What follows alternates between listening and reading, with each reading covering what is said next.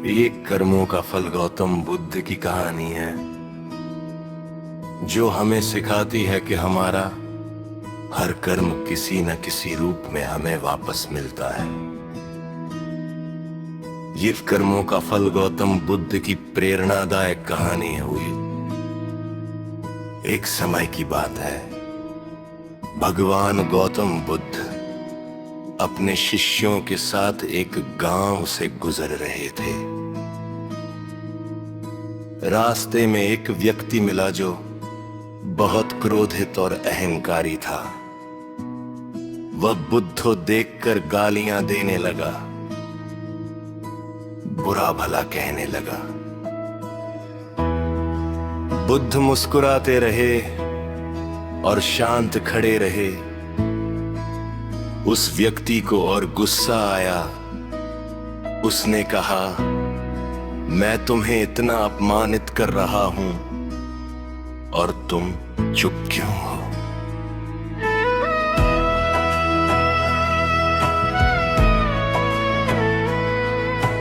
बुद्ध ने बड़े प्रेम से पूछा,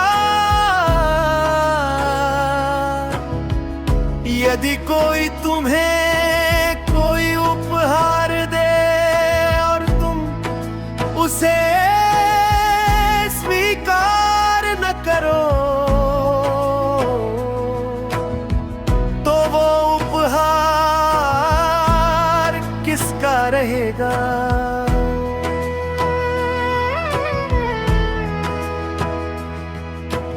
उस व्यक्ति ने कहा, जिसने दिया है उसी का रहेगा।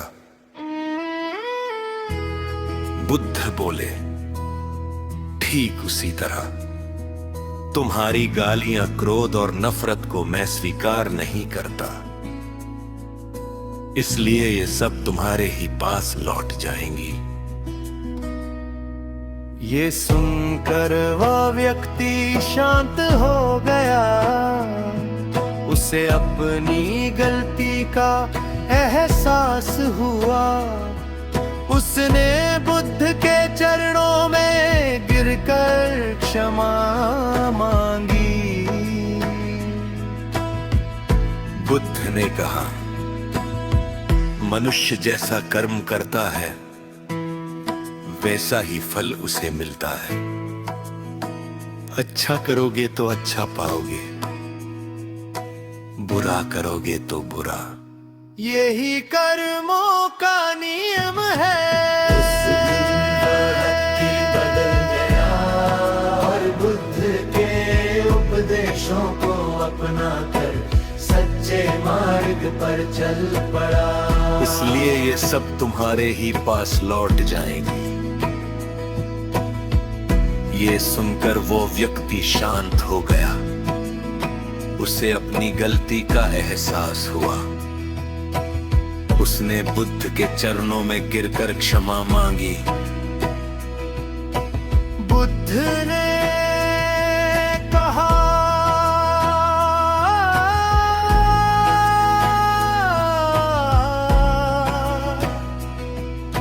मनुष्य जैसा कर्म करता है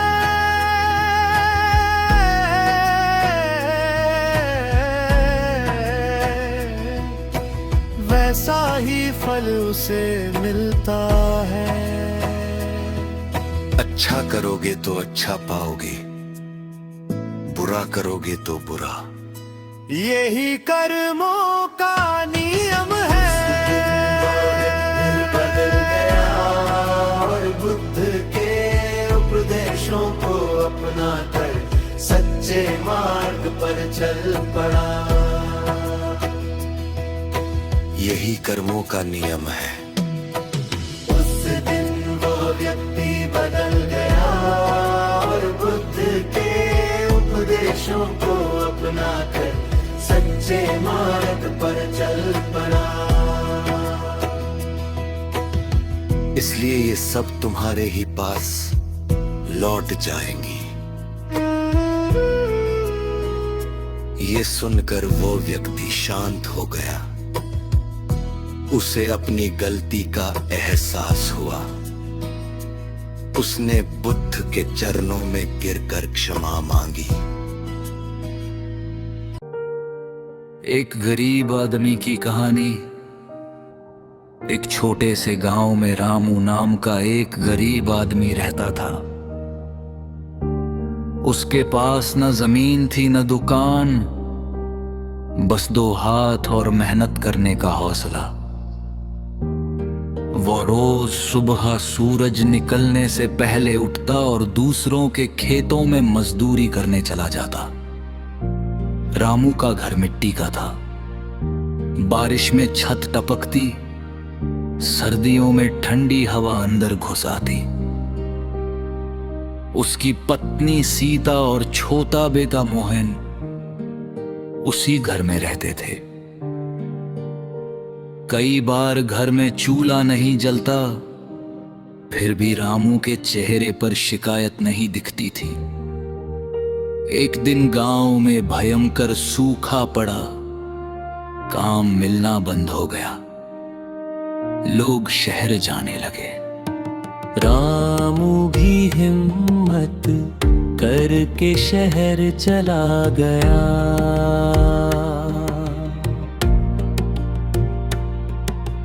वहाँ उसने रिक्शा चलना शुरू किया।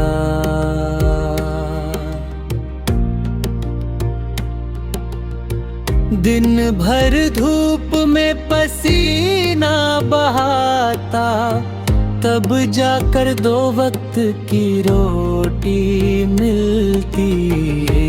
एक शाम रिक्शा चलाते हुए उसे सड़क पर एक बुजुर्ग आदमी मिला जो गिर पड़ा था।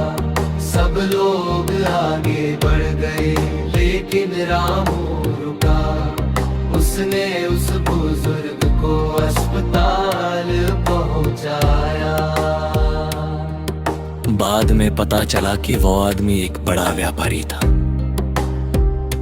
उसने रामू की ईमानदारी और इंसानियत देखकर उसे अपने गोदाम में काम दे दिया।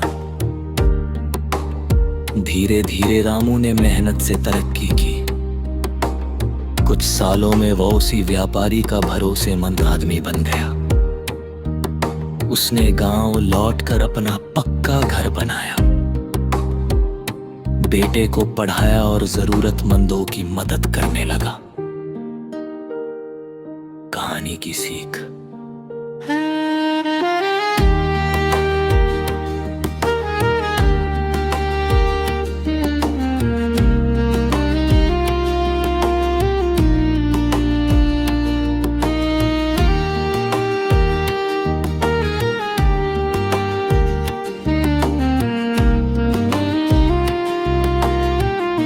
गरीबी हालात होती है, इंसान की पहचान नहीं। मेहनत, ईमानदारी और इंसानियत से किस्मत भी बदल जाती है। माँ बाप के कर्मों का फल बेटी को। एक छोटे से गांव में रामलाल और उसकी पत्नी रहते थे। दोनों मेहनती थे, लेकिन उनका स्वभाव कठोर था। वे अक्सर गरीबों का मजाक उड़ाते, जरूरतमंदों की मदद करने से कतराते और झूठ फरेब को चालाकी समझते थे। समय बीतता गया और उनके घर एक बेटी ने जन्म लिया। नाम रखा गया सीमा। सीमा बचपन से ही अलग थी।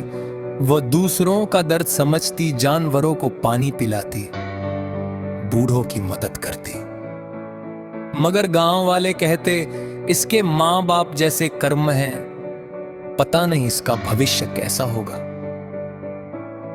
जैसे जैसे सीमा बड़ी हुई, माँ बाप के कर्मों का असर दिखने लगा। पिता की बेईमानी पगड़ी गई, काम छिन गया। माँ की कठोरता के कारण रिश्ते टूट गए। घर में गरीबी और ताने बढ़ते गए और इन सबका बोझ सबसे ज्यादा बेटी पर आया। उसे पढ़ाई के साथ साथ घर भी संभालना पड़ा, लोगों की बातें सहनी पड़ी। लेकिन सीमा ने हार नहीं मानी। उसने ईमानदारी और दया को अपना रास्ता बनाया। मेहनत से पढ़ाई की नौकरी पाई और अपने माता पिता को संभाला। धीरे धीरे माँ बाप को अपनी गलतियों का एहसास हुआ। उन्होंने माफी मांगी और जीवन बदलने की ठानी। सीमा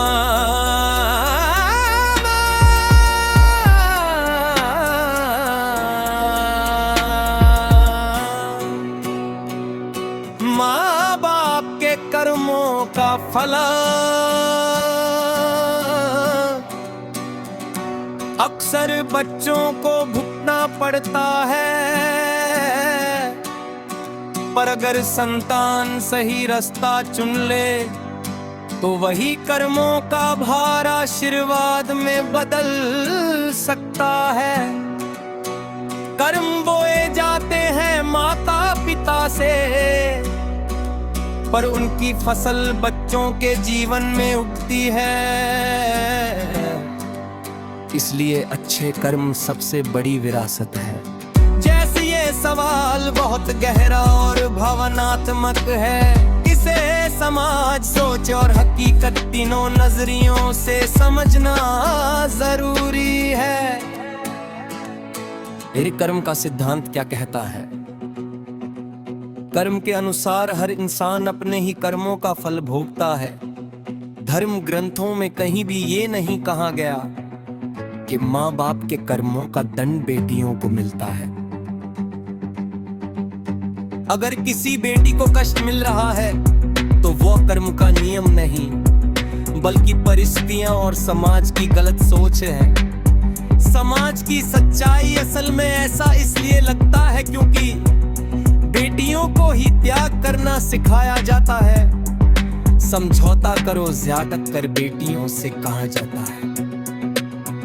परिवार की इज्जत, बोझ, परंपरा सब बेटियों पर डाल दिया जाता है। ये कर्म नहीं, सामाजिक अन्याय है। माँ बाप की मजबूरियां,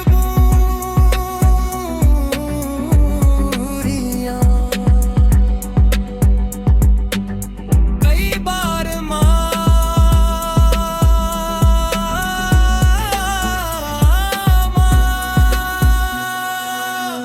गरीबी में गलत फैसले लेते हैं।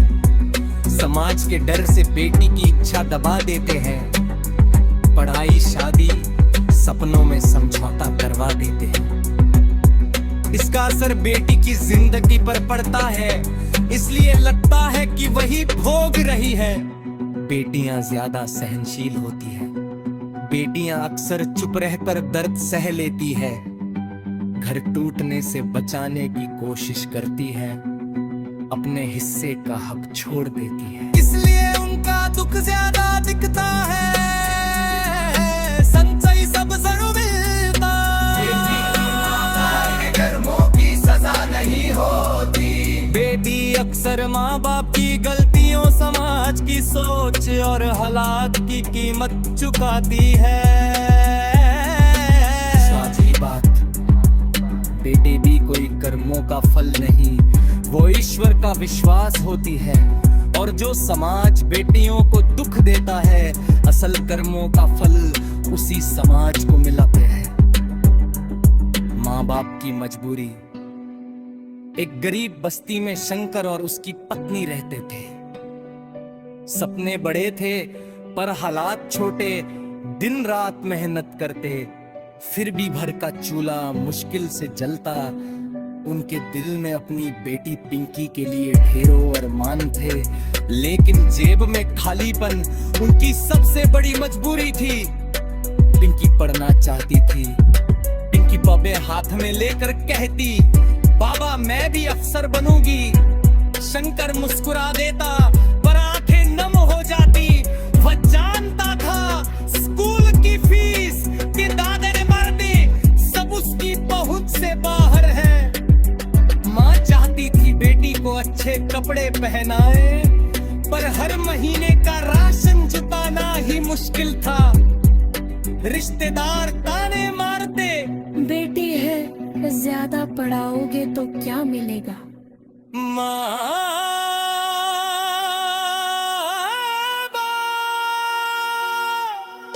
चुप रह जाते क्योंकि मजबूरी की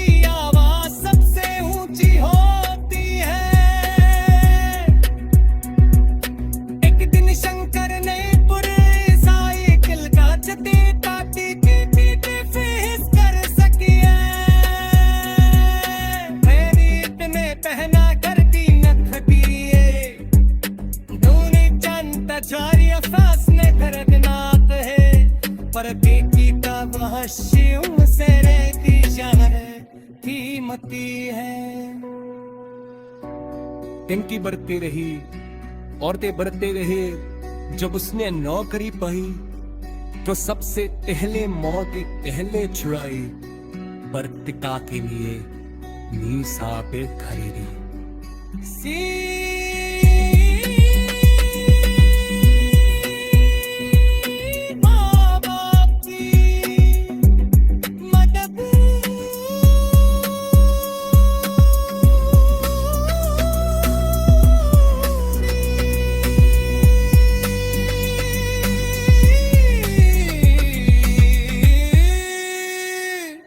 कभी प्यार की कमी नहीं होते है, जंगल के काटे उस पे तो तूने सबसे ज्यादा हो पर।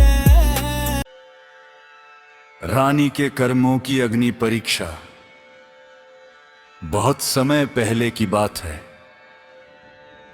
आर्यावर्त के हृदय में बसा था सूर्यगढ़ राज्य। समृद्ध, शक्तिशाली और अनुशासित। इस राज्य की रानी थी रानी वैदेही। रूप ऐसा कि जैसे चांद धरती पर उतर आया हो, और बुद्धि ऐसी कि बड़े बड़े मंत्री भी उनके सामने नतमस्तक हो जाते थे। राजा वीरेंद्र सिंह अपनी प्रजा के लिए न्यायप्रिय थे, लेकिन राज्य का अधिकांश कार्यभार रानी वैदेही ही संभालती थी। प्रजा उन्हें माता समान मानती थी, परंतु समय के साथ, सत्ता के साथ अहंकार भी धीरे धीरे रानी के मन में घर करने लगा, और यहीं से कर्मों की परीक्षा आरंभ हुई। अहंकार का बीज। एक दिन दरबार में एक वृद्ध किसान आया। उसकी भूमि पर राज्य के एक सामंत ने जबरन कब्जा कर लिया था। किसान न्याय की गुहार लेकर आया। रानी ने बिना पूरी बात सुने ही कहा, राज्य का सामंत झूठ नहीं बोल सकता। किसान, तुम भ्रम में हो।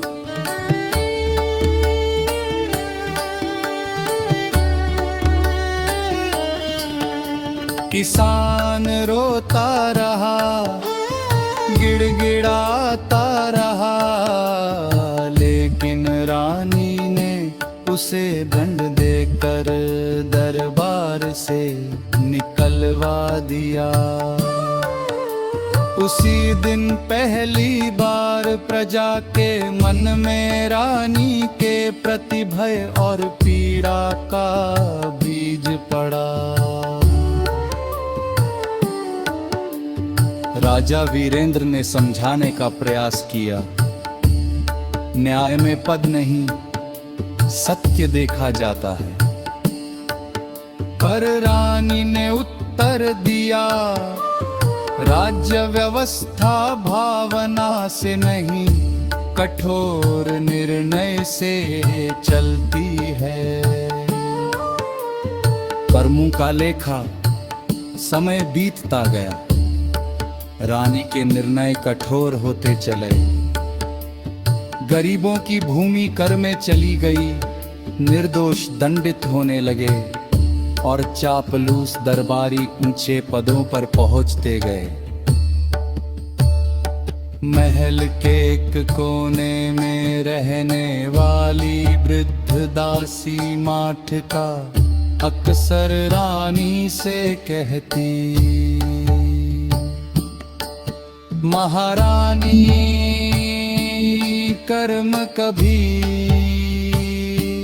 मौन नहीं रहते, वे समय आने पर बोलते हैं। रानी हंसकर कहती, मेरे कर्म राज्य के लिए है, मुझे किसी परीक्षा का भय नहीं।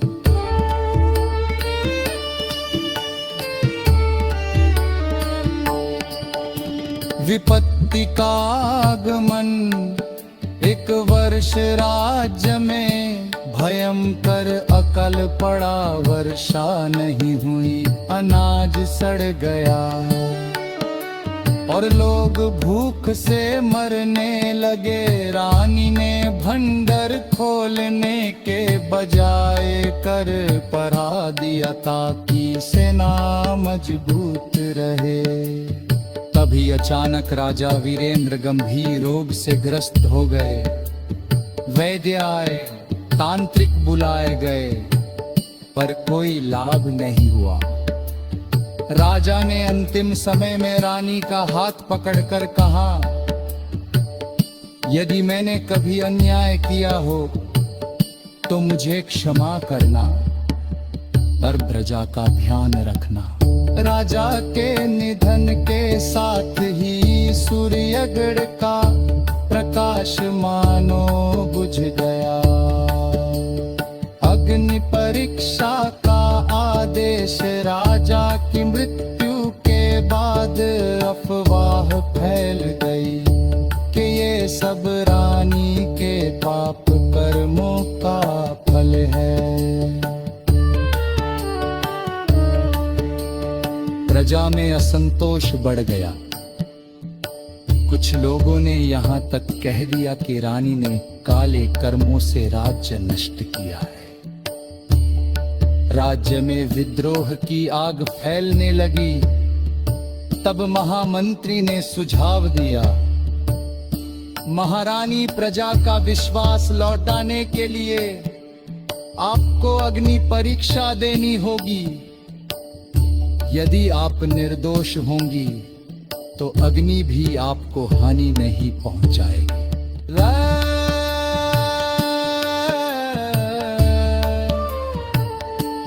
रानी को ये अपमान लगा, पर राज्य की शांति के लिए उन्होंने स्वीकार कर लिया। अपबोध की रात, अग्नि परीक्षा से एक रात पहले रानी महल में अकेली बैठी। पहली बार उन्होंने अपने बीते निर्णयों को याद किया। वह रोता किसान, भूखी प्रजा, दासी की चेतावनियां। उनकी आंखों से आंसू बहने लगे। क्या सच में मेरे कर्म न्यायपुर थे, या मैं सत्ता के नशे में अंधी हो गई। उन्होंने मंदिर जाकर पहली बार अहंकार त्याग कर प्रार्थना की। हे अग्निदेव, यदि मैं दोषी हूं तो मुझे भस्म कर देना, यदि नहीं तो मुझे सुधरने का अवसर देना। कर्मों की अग्नि। अगले दिन नगर के बीच विशाल अग्निकुंड तैयार किया गया। हजारों लोग मौन खड़े थे। रानी साधारण वस्त्रों में नंगे पांव शांत मुख।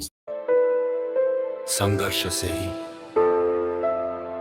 मिलती है सफलता। प्रेरणादायक लंबी कहानी। एक छोटे से गांव में अर्जुन नाम का एक लड़का रहता था। गांव सुंदर था, पर अवसर बहुत कम थे। कच्चे रास्ते, टूटी फूटी स्कूल की इमारत और किताबों की कमी, यही उसकी दुनिया थी। अर्जुन के पिता खेतों में मजदूरी करते थे और माँ घर घर काम करके परिवार चलाती थी।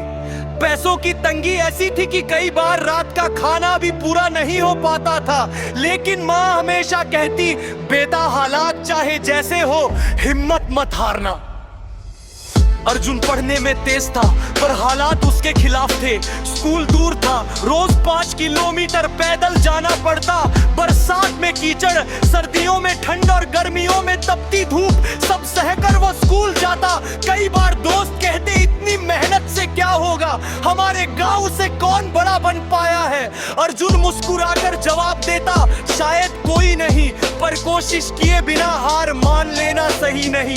10वीं कक्षा में आते आते मुश्किलें और बढ़ गई, पिता बीमार पड़ गए, घर की जिम्मेदारी अर्जुन पर आ गई। सुबह वो खेतों में काम करता, दोपहर को स्कूल जाता और रात में माँ के साथ घर का काम। थकान से शरीर टूट जाता, पर सपने उसे सोने नहीं देते। वह दीपक की हल्की रोशनी में किताबें पढ़ता और खुद से वादा करता, मैं हार नहीं मानूंगा। परीक्षा का दिन आया। अर्जुन ने पूरी ईमानदारी से परीक्षा दी, लेकिन परिणाम उसके मन मुताबिक नहीं आया। वह टूट गया। पहली बार उसे लगा कि शायद संघर्ष का कोई मतलब नहीं। उसी शाम माँ ने उसके कंधे पर हाथ रखा और कहा, बेटा, हार अंत नहीं होती, हार हमें मजबूत बनाती है। माँ के शब्दों में ऐसी ताकत थी कि अर्जुन फिर खड़ा हो गया। उसने तय किया कि वह दोबारा कोशिश करेगा और पहले से ज्यादा मेहनत करेगा। उसने समय का सही उपयोग सीखा, कमजोर विषयों पर ज्यादा ध्यान दिया और हर दिन थोड़ा थोड़ा आगे बढ़ता गया। उसने प्रतियोगी परीक्षाओं के बारे में सुना और ठान लिया कि वह भी कोशिश करेगा। किताबें खरीदने के पैसे नहीं थे, तो वो लाइब्रेरी में घंटों बैठता, पुराने नोट से पढ़ता और खुद नोट्स बनाता। समय बीतता गया, कई बार निराशा आई, कई बार असफलता मिली, लेकिन अर्जुन रुका नहीं। आखिर वो दिन आया जब उसका नाम चयन सूची में था। पूरे गांव में खुशी की लहर दौड़ गई। वही लोग जो कभी उसे ताने देते थे, आज उसकी तारीफ कर रहे थे। अर्जुन की आंखों में आंसू थे, खुशी के आंसू और संघर्ष की यादों के। आज अर्जुन एक सफल अधिकारी है। वो अपने गांव लौटकर बच्चों को पढ़ाता और उन्हें यही सिखाता है, सफलता कोई जादू नहीं, ये रोज रोज किए गए छोटे संघर्षों का नतीजा है। वह जानता है कि अगर उसने संघर्ष से भागने की जगह उसे अपनाया न होता, तो ये दिन कभी नहीं आता। कहानी का संदेश, संघर्ष रास्ता कठिन बनाता है, लेकिन मंजिल को मूल्यवान भी बनाता है। जो व्यक्ति हालात से लड़ना सीख लेता है, सफलता एक दिन उसके कदम चूमती है। याद रखिए, संघर्ष से ही मिलती है सफलता। आदमी को संघर्ष कब करना चाहिए? आदमी को संघर्ष कब करना चाहिए? जब हालात उसे तोड़ने लगे, जब गरीबी, अपमान, असफलता या अकेलापन इंसान की हिम्मत तोड़ने लगे, तभी संघर्ष की सबसे ज्यादा जरूरत होती है। यही समय इंसान का असली इम्तिहान होता है। जब सपने जिंदा हो, अगर दिल में कोई सपना है, चाहे छोटा हो या बड़ा, तो उसके लिए संघर्ष जरूरी है। बिना संघर्ष के सपने सिर्फ ख्वाब बनकर रह जाते हैं। जब मेहनत का सही रास्ता दिखे, संघर्ष अंधा नहीं होना चाहिए। जब सही दिशा, ईमानदारी और मेहनत का रास्ता सामने हो, तब संघर्ष करना सही होता है। जब हार मानने का मन करे, असली संघर्ष वही होता है। जब मन कहे अब बस, लेकिन ज़मीर कहे एक कोशिश और, यही पल भविष्य बदलता है। जब आत्मसम्मान दांव पर हो, अगर हालात इंसान के आत्मसम्मान को कुचलने लगे, तो संघर्ष जरूरी हो जाता है, ताकि इंसान खुद को खो न ले। जब जिम्मेदारियों पुकारे, माँ बाप, परिवार या किसी अपना के है, जब जिम्मेदारी सामने खड़ी हो, तब संघर्ष करना इंसान का फर्ज बन जाता है। जब समय कठिन हो, पर उम्मीद बाची हो, अगर उम्मीद की एक तिरंदी बची हो पर संघर्ष करना चाहिए, क्योंकि उम्मीद ही संघर्ष को ताकत देती है। याद रखिए, संघर्ष कब मारी दिया जाता है? जब सादा समय हो। संघर्ष कब किया जाता है? जब सब दिन हो। तो आदमी सही समय का संघर्ष करना सही करता है। बारी आते चलते घर का और फटी से आपसे बदलता है। गरीब का भाग्य। गांव के किनारे एक टूटी फूटी झोपड़ी में रामू रहता था। न जमीन उसकी थी, ना घर पक्का, न ही किस्मत साथ देने वाली। बचपन से ही उसने अभाव देखे थे। माँ बाप खेतों में मजदूरी करते, करते दुनिया से चले गए और रामू बहुत छोटी उम्र ही अकेला रह गया। गांव के लोग कहते थे, गरीब का भाग्य कभी नहीं बदलता।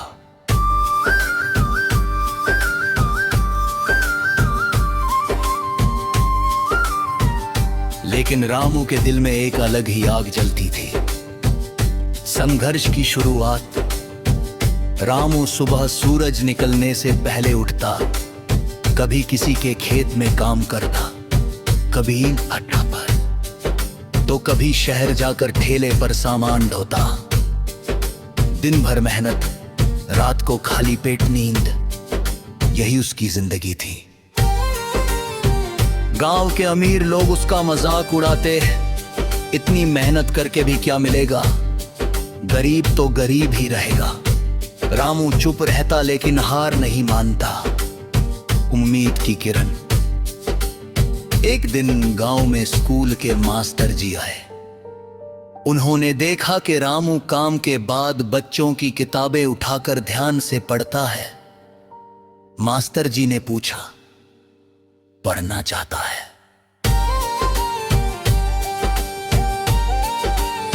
रामू की आंखों में चमक आ गई। रामू का भाग्य। गांव के आखिरी छोर पर एक छोटी सी कच्ची झोपड़ी थी। उसी झोपड़ी में रामू रहता था। उसके पास न जमीन थी, न धन और न ही कोई सहारा। पिता मजदूरी करते करते चल बसे थे और मां बीमारी में दुनिया छोड़ गई थी। कम उम्र में ही रामू पर जिंदगी का बोझ आ गया। गांव वाले अक्सर कहते, रामू का भाग्य फूदान, कठिन बचपन। रामू रोज सुबह सूरज उगने से पहले उठता, किसी के खेत में हल चलाता, तो किसी के घर में जानवरों को चारा डालता। मेहनत के बदले उसे कभी 2 रोटी मिलती, कभी सिर्फ दाने। रात को जब सब सो जाते, रामू आसमान की तरफ देखकर सोचता, क्या मेरा भाग्य कभी बदलेगा? भाग्य की पहली दस्तक। एक दिन गांव में एक बुजुर्ग साधु आया। सब लोग उसे भोजन दे रहे थे, लेकिन रामू के पास देने को कुछ नहीं था। फिर भी उसने साधु को पानी पिलाया और अपनी सूखी रोटी का आधा हिस्सा दे दिया। साधु ने आशीर्वाद दिया, पिता, तेरा भाग्य तेरी करुणा से बदलेगा। रामू को तब इन बातों का अर्थ समझ नहीं आया। संघर्ष की आग। समय बीतता गया। रामू जवान हो गया, लेकिन हालात नहीं बदले। कई बार वह टूटा, कई बार रोया, मगर कभी बेईमानी नहीं की। शहर जाकर उसने ईमानदारी से काम किया। मालिक ने उसकी सच्चाई देखी और उसे आगे बढ़ने का मौका दिया। भाग्य का मोड़। एक दिन उसी मालिक की मदद से रामू ने पढ़ाई पूरी की। मेहनत और ईमानदारी ने उसे एक सम्मानजनक नौकरी दिलाई। अब वही रामू, जिसे कभी गरीब कहा जाता था, दूसरों के लिए मिसाल बन चुका था। असली भाग्य। कई साल बाद रामू अपने गांव लौटा। उसने माँ बाप की याद में एक धर्मशाला और स्कूल बनवाया। गांव वाले बोले, तेरा भाग्य तो सच में बदल गया।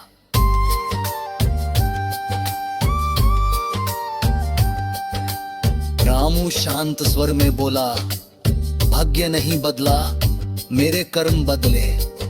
भाग्य तो कर्मों के पीछे चलता है। सीख, गरीब होना अभिशाप नहीं। सच्चाई और मेहनत कभी बेकार नहीं जाती। फिर कर्म ही भाग्य बनाते हैं। रामू ने अपना भाग्य कैसे बदला? एक हालात को कोसना नहीं, स्वीकार किया। रामू गरीब था, अकेला था, लेकिन उसने कभी ये नहीं कहा, मेरे साथ ही ऐसा क्यों? उसने सच मान लिया।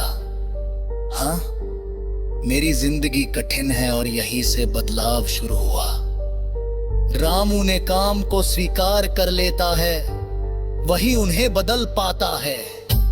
मेहनत से कभी पीछे नहीं रहा, चाहे खेत की मजदूरी हो या शहर की ठंडी सड़कों पर काम। रामू ने काम को छोटा नहीं समझा, कई तक करने वाला इंसान कभी छोटा नहीं होता। तेरी ईमानदारी नहीं छोड़ी। गरीबी में भी रामू ने चोरी, झूठ या धोखा नहीं अपनाया। लोगों का भरोसा बना और वही भरोसा उसके काम आया।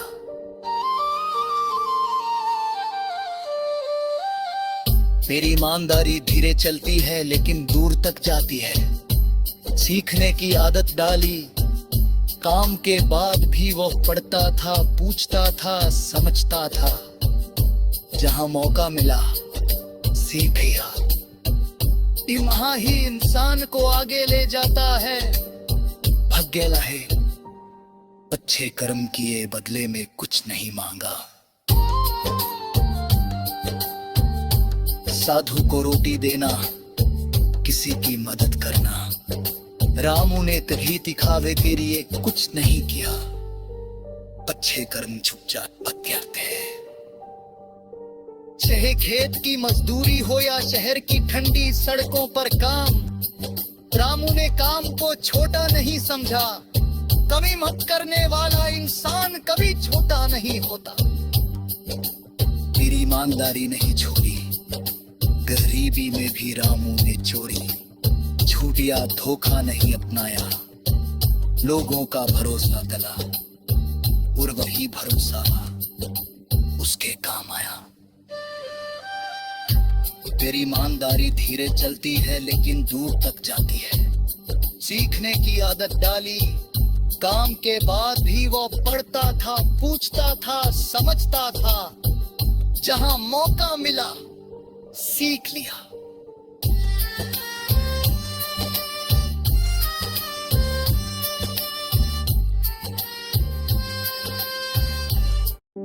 खुद को इतना मजबूत बनाओ कि लोग हैरान हो जाएं।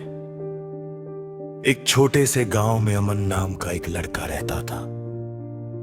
हालात ऐसे थे कि मजबूरी उसकी पहचान बन चुकी थी। पिता बीमार रहते थे, माँ दूसरों के घरों में काम करती थी और अमन पढ़ाई के साथ साथ मजदूरी भी करता था। लोग उसे देखते और कहते, इसका भविष्य तो अंधेरे में है। अमन ये बातें सुनता जरूर था, लेकिन जवाब नहीं देता, क्योंकि उसने एक बात समझ ली थी, जवाब शब्दों से नहीं, काम से दिया जाता है। पहला झटका।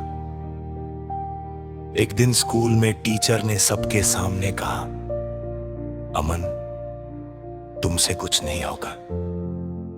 पहले अपने घर की हालत सुधारो, पढ़ाई बाद में करना। उस दिन अमन बहुत रोया, लेकिन उसी रात उसने आईने में खुद से कहा, रोने से कुछ नहीं बदलेगा, अब खुद को बदलना होगा। संघर्ष की आग। अमन सुबह 4 बजे उठता, खेतों में काम करता, फिर स्कूल जाता। रात को दूसरों के फेंके हुए पुराने किताबों से पढ़ाई करता। उसके हाथों में छाले थे, पैरों में दर्द था, लेकिन उसकी आंखों में सपना जिंदा था। लोग हंसते, इतनी मेहनत किस लिए, आखिर गरीब ही रहोगे। अमन बस मुस्कुरा देता। अकेले चलने की ताकत। वक्त बीतता गया, दोस्त खेलते रहे, अमन किताबों से दोस्ती करता रहा। वो जान चुका था, मजबूत वही होता है जो अकेले चलना सीख जाए। जब कोई साथ नहीं देता, तब इंसान खुद का सहारा बनता है। वो दिन जिसने सब बदल दिया। सालों की मेहनत के बाद अमन ने एक बड़ी परीक्षा पास कर ली। पूरा गांव हैरान था। वही लोग जो कहते थे इससे कुछ नहीं होगा, आज कह रहे थे इतनी ताकत कहां से लाई इस लड़के ने? अमन ने कुछ नहीं कहा, बस अपनी मां के पैर छुए और बोला, ये ताकत मजबूरी से नहीं, हौसले से आई है। असल मजबूती। अमन समझ चुका था, मजबूती का मतलब सिर्फ पैसे या ताकत नहीं होता। मजबूत वो है जो टूटकर भी खड़ा हो जाए, जो अपमान को सीढ़ी बना ले, जो खुद पर भरोसा कभी ना छोड़े। कहानी की सीख, लोग तब तक शक करेंगे जब तक तुम साबित नहीं करोगे। खामोशी सबसे खतरनाक तैयारी होती है। हालात इंसान को तोड़ते नहीं, बनाते हैं। खुद को इतना मजबूत बनाओ कि लोग हैरान रह जाएं और तुम्हें फर्क ही न पड़े। गांव का नाम था शिवपुर, जहां सपने मिट्टी के घरों जितने कच्चे होते थे। उसी गांव के आखिरी छोर पर एक टूटा सा घर था, जहां अमन रहता था। घर क्या था? बस 4 दीवारें, तपकती छत और रोज की चिंता। पिता महीनों से बीमार थे, दवाइयों के पैसे नहीं थे।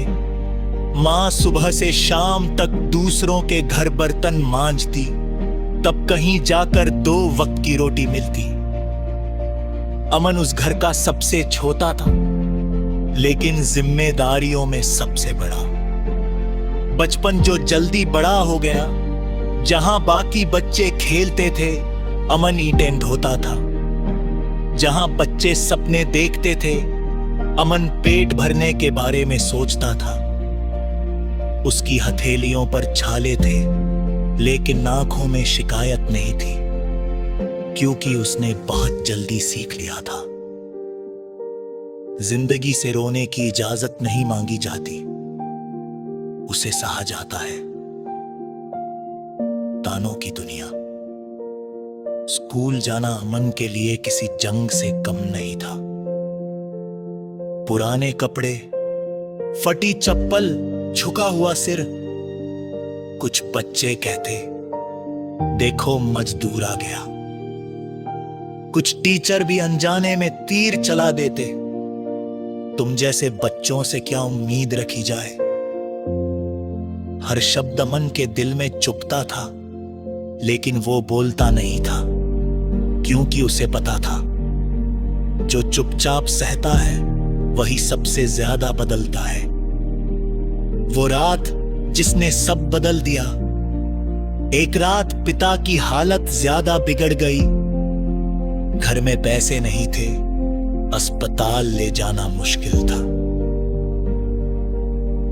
अमन पूरी रात बैठा रहा, कभी पिता का हाथ पकड़ता, कभी मां की सूनी आंखें देखता। उस रात उसने फैसला किया, अब मैं हालातों के आगे नहीं झुकूंगा। संघर्ष का असली मतलब। इसके बाद अमन का दिन सूरज से पहले शुरू होने लगा।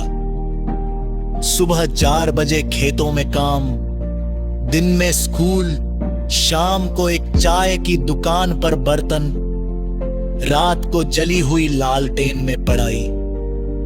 नींद उसकी दुश्मन बन चुकी थी, थकान उसकी परछाई।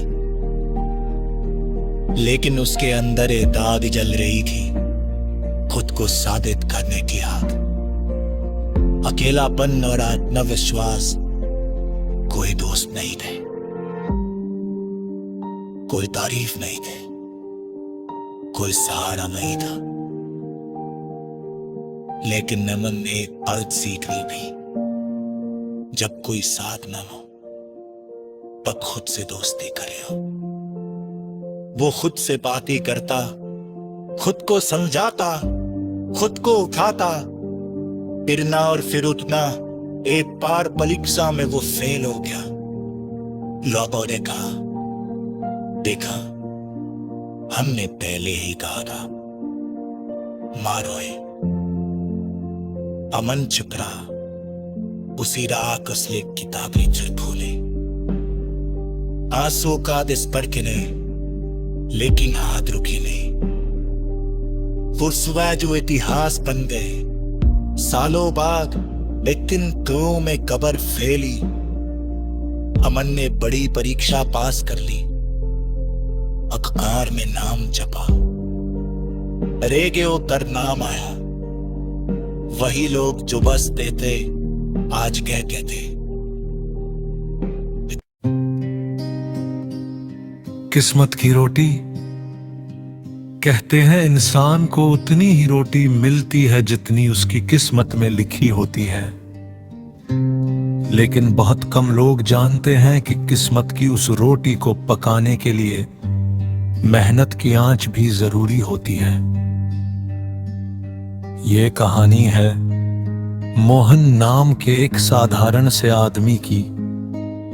मोहन एक छोटे से गांव में रहता था। उसके पास न जमीन थी, न पैसे, न कोई बड़ा सहारा। पिता बचपन में ही चल बसे थे और मां बीमार रहती थी।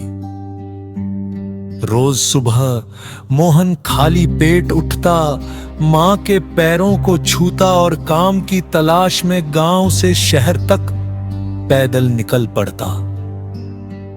कभी किसी दुकान पर झाड़ू लगाने का काम मिल जाता, कभी ईंटें उठाने का। कई बार पूरा दिन भटकने के बाद भी जब कुछ नहीं मिलता तो वह शाम को खाली हाथ लौटता। मां पूछती, बेटा आज रोटी मिली? मोहन मुस्कुरा कर कहता, मां आज किस्मत ने उपवास लिखा था। लेकिन अंदर से वो टूटता जाता था। कड़वी सीख। एक दिन मोहन ने देखा कि गांव का ही एक आदमी जो मेहनत से कतराता था शहर में अच्छी दुकान चला रहा है। मोहन के मन में सवाल उठा, अगर रोटी सिर्फ किस्मत से मिलती है तो मेहनत का क्या मतलब? उस रात उसे नींद नहीं आई। अगली सुबह वह मंदिर गया और भगवान से बोला, अगर मेरी किस्मत में भूख ही लिखी है तो मुझे बता दो, मैं कब तक यूं ही भटकता रहूंगा। मंदिर के बाहर एक बूढ़ा साधु बैठा था। उसने मोहन की बात सुन ली। साधु ने धीरे से कहा, बेटा किस्मत रोटी देती है पर चबाने के लिए दांत मेहनत से बनते हैं। मोहन उस बात को समझ नहीं पाया, लेकिन शब्द उसके दिल में उतर गए। मोड़ की शुरुआत। कुछ दिनों बाद मोहन को एक ढाबे पर बर्तन धोने का काम मिला। मजदूरी कम थी पर पेट भरने लायक। वो काम ईमानदारी से करने लगा। मालिक ने देखा कि मोहन बिना शिकायत के काम करता है, समय पर आता है और दिल से मेहनत करता है। एक दिन ढाबे पर भीड़ ज्यादा थी। हलवाई बीमार पड़ गया। मोहन ने हिम्मत करके कहा, मालिक अगर कहो तो मैं रोटियां बना दूं। पहले तो सब हंसे, बर्तन धोने वाला रोटी बनाएगा। लेकिन मजबूरी में मालिक ने अनुमति दे दी। मोहन ने जीवन में पहली बार इतने मन से रोटी बनाई कि हर रोटी में उसकी भूख, उसकी उम्मीद और उसकी मेहनत शामिल थी। ग्राहकों ने कहा, आज की रोटी में कुछ अलग स्वाद है। मेहनत से बदली किस्मत। धीरे धीरे मोहन ने रोटी बनाना सीख लिया। फिर सब्जी, फिर पूरा खाना। सालों बीते वही मोहन अब ढाबे का सबसे भरोसेमंद आदमी बन चुका था। एक दिन मालिक ने कहा, मोहन अब ये ढाबा तुम्हारा है। मैंने किस्मत से पाया था, तुमने मेहनत से कमाया। मोहन की आंखों में आंसू आ गए। उसने मां के लिए नई साड़ी खरीदी। घर में पहली बार ढंग की रसोई बनी और चूल्हे पर रोज गर्म रोटियां सिकने लगी। असली सच, एक शाम मोहन उसी मंदिर गया, वही बूढ़ा साधु फिर मिला। मोहन ने झुककर कहा, बाबा अब समझ आया, किस्मत ने मुझे रोटी दी लेकिन मेहनत ने उसे सोना बना दिया। साधु मुस्कुराया और बोला, यही जीवन का सच है बेटे। जो लोग किस्मत को दोष देते हैं वे भूखे रह जाते हैं, और जो मेहनत को अपना लेते हैं वही अपनी किस्मत खुद लिखते हैं। मोहन ने आसमान की ओर देखा, अब उसे डर नहीं था, क्योंकि वो जान गया था कि किस्मत की रोटी छोटी हो सकती है, लेकिन मेहनत उसे बड़ा निवाला बना सकती है। किस्मत की रोटी। रामू की कहानी। रामू एक छोटे से गांव में रहता था। उसका घर मिट्टी का था। छत पर टूटी हुई खपरेल और आंगन में हमेशा भूख की खामोशी पसरी रहती थी। पिता बचपन में ही चल बसे थे और माँ दूसरों के घरों में काम करके जैसे तैसे गुजारा करती थी।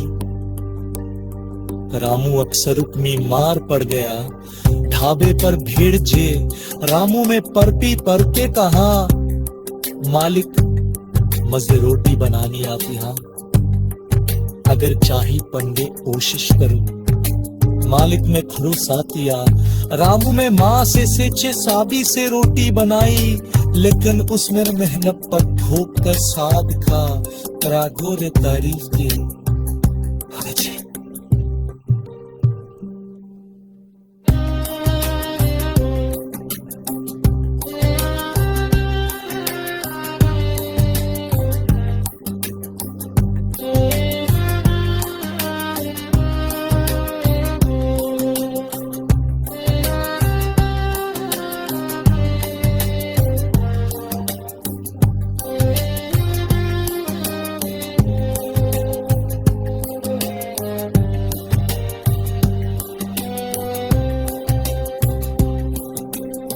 कई बार तो ऐसा होता कि पूरा दिन काम ढूंढते ढूंढते निकल जाता और शाम को माँ के सामने खाली हाथ खड़ा रहकर बेप्राप होप से परेशान होकर रामू बोला, माँ क्या भगवान ने हमारे किस्मत में सिर्फ सूखी रोटी लिखी है। माँ ने उसके सिर पर हाथ फेरते हुए कहा, बेटा हनुमान देर से बेटा है, परंतु बात सरोर है। साधु की सेक। एक दिन रामू शहर के और काम की तलाश में जा रहा था। रास्ते में एक साधु मिला। साधु ने रामू की थकी। कर्म क्या है? बहुत समय पहले की बात है। हिमालय की तलहटी में बसा था एक छोटा सा गांव धर्मापुर। ये गांव अपनी शांति और सादगी के लिए जाना जाता था। इसी गांव में रहता था एक युवक, नाम था अर्जुन। अर्जुन मेहनती था, लेकिन उसके मन में हमेशा एक सवाल रहता था, अगर सब कुछ कर्म से ही तय है तो मेहनत का क्या मतलब। वह अक्सर देखता कि कुछ लोग बिना मेहनत के सुखी हैं और कुछ लोग पूरी जिंदगी संघर्ष में ही गुजार देते हैं। संघर्ष से भरा जीवन। अर्जुन बहुत गरीब था। उसके पिता का देहांत बचपन में ही हो गया था। माँ बीमार रहती थी। रोज मजदूरी करके वो घर चलाता, लेकिन फिर भी गरीबी उसका पीछा नहीं छोड़ती। एक दिन थक हार कर अर्जुन बोला, माँ अगर कर्म ही सब कुछ है तो मैं रोज मेहनत क्यों करूं? शायद मेरे भाग्य में दुख ही लिखा है। माँ मुस्कुराई और बोली, बेका कर्म बोना है, फल समय पर मिलता है। अर्जुन को यह बात समझ नहीं आई। संत से भेंट। एक दिन गांव में एक संत आई। लोग उत्सुक के प्रश्न पूछने लगे, अर्जुन भी आगे बढ़ा और पूछा, बाबा गर्म क्या है? क्या सच में वही हमारा भविष्य तय करता है? संत ने जमीन से एक बीज उठाया और कहा, ये बीज तुम्हारा कर्म है, तुम इसे बोगे या नहीं ये तुम्हारे हाथ में है, लेकिन इसे बोने के बाद फल कब मिलेगा ये समय तय करता है। फिर संत बोले, कर्म 3 प्रकार के होते हैं, संचित कर्म, पिछले जन्मों के कर्म, प्रारब्ध कर्म जो इस जीवन में फल दे रहे हैं, क्रियामान कर्म जो तुम अभी कर रहे हो। अर्जुन पहली बार ध्यान से सुन रहा था। कर्म की परीक्षा। कुछ दिन बाद गांव में भयंकर बाढ़ आ गई। लोग अपना सामान बचाने में लगे थे। अर्जुन ने देखा कि उसके पड़ोसी की झोपड़ी बहने वाली है।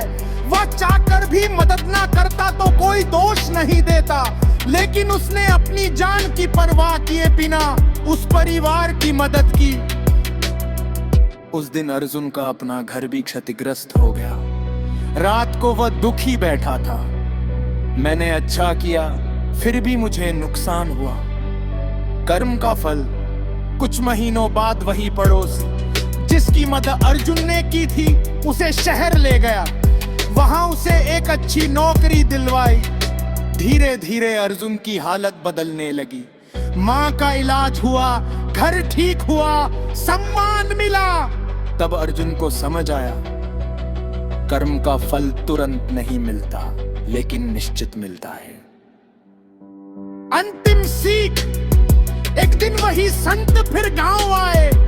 अर्जुन उनके चरणों में झुक गया और बोला, बाबा अब समझ आया, कर्म भाग्य नहीं बदलता बल्कि भाग्य भरा हुआ है। संत मुस्कुराए, जो आज करोगे वही कल बनोगे। कहानी की सीख, कर्म ही जीवन की असली पूंजी है। अच्छा कर्म कभी व्यर्थ नहीं जाता, फल समय पर मिलता है, धैर्य जरूरी है। वर्तमान में किया गया कर्म भविष्य लिखता है, भाग्य क्या है। एक गहरी जीवन कथा। बहुत समय पहले की बात है। एक छोटे से गांव में रहता था एक युवक, माधव। वह बुद्धिमान था, मेहनती भी, लेकिन उसका जीवन हमेशा कठिनाइयों से भरा रहा। माधव अक्सर सोचता, अगर मेहनत ही सब कुछ है तो कुछ लोग बिना प्रयास के सुखी क्यों हैं? और फिर दूसरा सवाल उठता, अगर सब कुछ भाग्य से तय है तो संघर्ष क्यों? गरीबी और प्रश्न। माधव का जन्म एक गरीब परिवार में हुआ था। पिता खेतीहर मजदूर थे। माँ दूसरों के घरों में काम करती थी। माधव पढ़ना चाहता था, लेकिन हालात साथ नहीं देते थे। एक दिन उसने अपनी माँ से कहा, अम्मा, क्या हमारा भाग्य ही खराब है? माँ ने आकाश की ओर देखा और बोली, बेटा, भाग्य लिखने वाला भगवान है, लेकिन पन्ना तुम्हारे हाथ में है। माधव को ये बात अधूरी लगी। ऋषि का उपदेश। एक दिन गांव के बाहर एक वृद्ध ऋषि आए। लोग उन्हें बड़े ज्ञानी मानते थे। माधव उनके पास पहुंचा और बोला, महर्षि, भाग्य क्या होता है? क्या आदमी उसे बदल सकता है? ऋषि ने नदी की ओर इशारा किया और कहा, ये नदी भाग्य है। इसका बहाव पहले से तय है, लेकिन ना तुम्हारे भाल में है। सममा मिला देता है। भाग्य भावनगार का होता, जन्म से मेरा भाग्य वही वाव से लेर परिस्थितिया, जन्म से मेरे भाग्य तुम्हारी मिर में आ गया। भाग्य की मार। कुछ साल बाद काल पड़ा, खेत सूख गए। माधव के पिता की मारी से जान बसे, बड़े बार कूद गए। माधव ने धनवान सका, अजर घा के इच्छा होता तो पिता न जाते। परवर उतारे, उसने मजदूरी की, रात में बराई।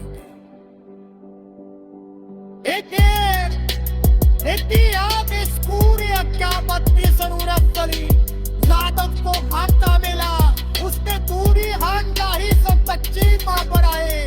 कुछ साही बात कही, बच्चों ने अक्सर पर एक होला। माधव दुष्ट भर बुलाया, तब माँ तब समझ गया, भाग्य मौका देता है, दिशा कर्म तय करता है। अंतिम सत्य बुरा के ना मातक ले गया है, मुझे जाना कि हर के कोई पत्थर के लकीर में है। ये तू मिट्टी है जिसे कर्म से आकार दिया जा सकता है। कहानी की सीख एक शुरुआत में का है अमली संघर्ष भाग्यता बिलो तक उसका सुधार है, पर सहता है वही बदलता है, पर वो भाग्य साथ समाज चिंता है। कर्म बड़ा या भाग्य? गांव का नाम था सूरजपुर। नाम के बिल्कुल उलट यहां ज्यादातर जिंदगियां अंधेरों में ही बीतती थी। मिट्टी के घर, टूटी सड़कों पर धूल और लोगों की आंखों में सवाल, हमारे साथ ही ऐसा क्यों? इसी गांव में रहता था रामू, उम्र कोई 20-22 साल। पिता बचपन में गुजर गए थे, मां बीमार रहती थी। 2 वक्त की रोटी भी कई बार किस्मत से मिलती। गांव वाले अक्सर कहते, रामू बेकार लड़का नहीं है, पर भाग्य ही फूटा है इसका। रामू चुपचाप ये सब सुनता, पर मन में एक आग जलती रहती, भाग्य का रोना। रामू का दोस्त मोहन ठीक उल्टा था। उसके पिता के पास थोड़ी जमीन थी, घर पक्का था। मोहन अक्सर हंसते हुए कहता, भाई जो लिखा है वही होगा, मेहनत वानत सब दिखावा है। एक दिन दोनों खेत की मेड़ पर बैठे थे, सूरज ढल रहा था। रामू बोला, मोहन अगर सब भाग्य है तो कुछ लोग बहुत मेहनत करके भी आगे क्यों बढ़ जाते हैं? मोहन हंसा, क्योंकि उनके भाग्य में मेहनत लिखी होती है। ये जवाब रामू को चुभ गया। संत की सीख। एक दिन गांव में एक बूढ़े संत आए। लोग दूर दूर से मिलने पहुंचे, रामू भी गए। रामू ने पूछा, बाबा बड़ा कौन है, कर्म या भाग्य? संत मुस्कुराए, जमीन से एक बीज उठाया और बोले, बीज भाग्य है। उसे बोना, सींचना, धूप देना कर्म है।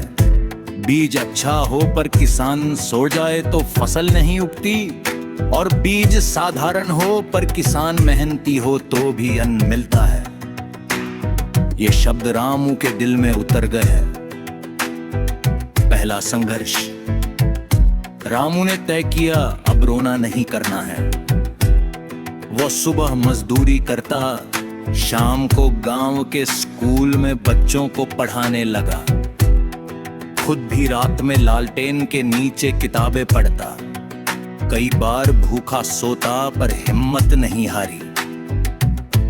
गांव वाले ताने मारते, इतनी पढ़ाई करके क्या कलेक्टर बन जाएगा? रामू बस मुस्कुरा देता। भाग्य की परीक्षा। 1 साल बाद शहर में एक छोटी नौकरी निकली। रामू ने फॉर्म भरा, पूरे गांव से कई लोग के रिजल्ट आया। रामू का नाम नहीं था, वो टूट गया। माँ की दवा के पैसे नहीं थे। उसी रात वो बहुत रोया। उसने आसमान की ओर देखकर कहा, अगर कर्म ही सब कुछ है तो मैं हार क्यों गया? कर्म की जिद। अगले दिन वही संत फिर गांव से गुजर रहे थे। रामू उनके चरणों में बैठ गया। संत बोले, हार मिली है उत्तर नहीं। रामू को बात समझ आ गई। उसने फिर मेहनत शुरू कर दी।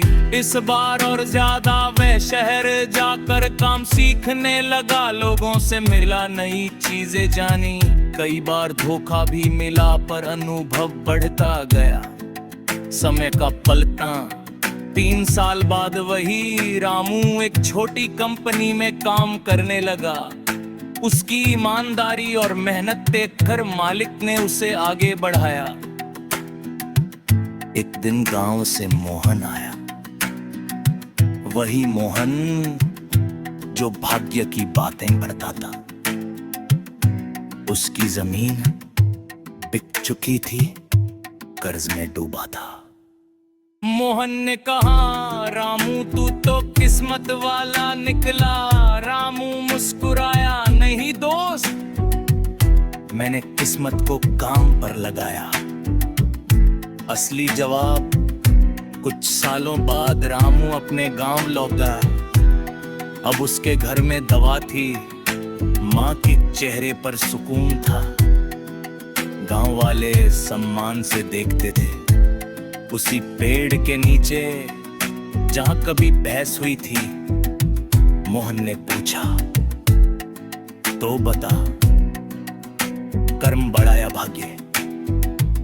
रामू ने कहा, भाग्य दरवाजा दिखाता है, पर कर्म ही उसे खोलता है। भाग्य बिना कर्म के अंधा है, और कर्म बिना भाग्य के अधूरा। लेकिन जब दोनों टकराते हैं, जीत हमेशा कर्म की होती है। कहानी की सीख, भाग्य आपको शुरुआत देता है।